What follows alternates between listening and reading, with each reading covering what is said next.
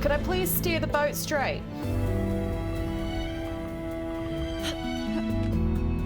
Oh no, I didn't cook it. I should have cooked it.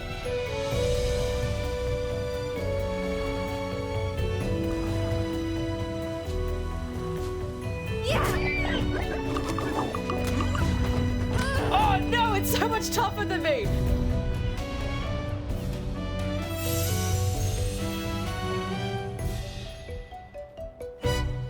Windbound is an Aussie-developed open-world survival game in which you must learn to navigate the land and seas to collect resources, build, and ultimately thrive in this unforgiving world.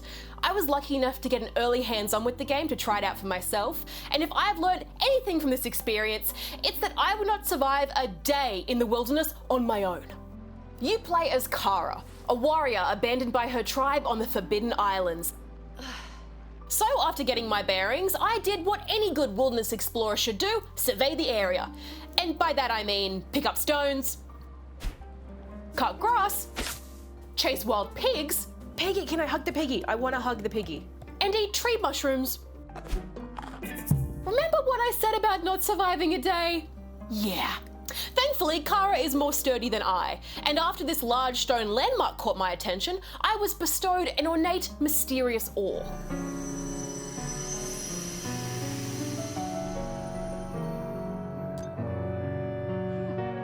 Which brings me to Windbound's primary mode of transportation and where you'll be spending a good deal of time when you're not climbing great structures or making friends with the local wildlife.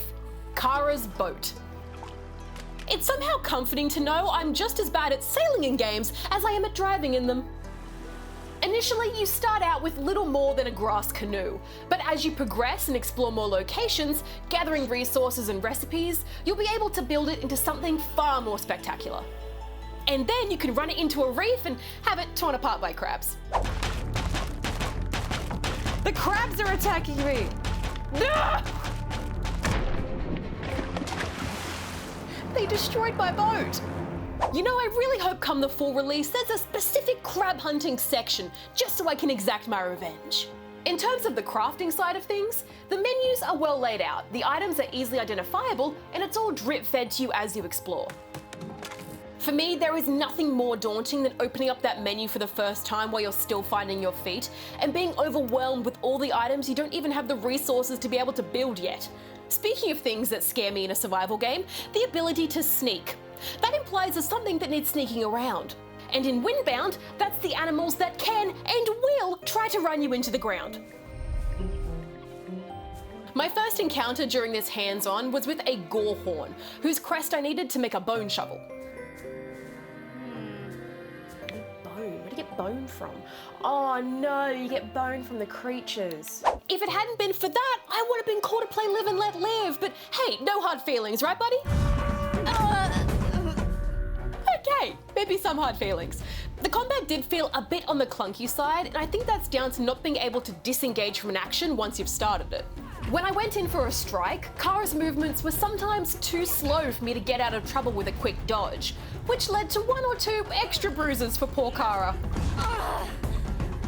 Whether you see this as an issue or just an extra bit of challenge to be factored into your fighting style really comes down to personal preference. I will say though, when I finally did bring the great beastie down, it was quite satisfying. I do like the hands-off approach to guiding the player through the story, letting you explore and make your own way in the world without the game trying to shoehorn you in any particular direction. It feels quite natural just following the horizon until something catches your eye, and then it's up to you whether you take a peek or not. Terrifying green bog straight out of a scary movie? Bring it on. I think a very good sign that I'm going to enjoy the full release of Windbound is how quickly it got me invested and then kept me there throughout my entire session. There's a mystery to unfold, and I'm keen to dive back into those waters when I inevitably sink another boat. Until I do get my hands on the full version though, I will be honing my survival skills in real life, starting with hunting for my lunch. Okay, wait. Ooh, yes. Would you look at that? Straight from the wild. I love nature.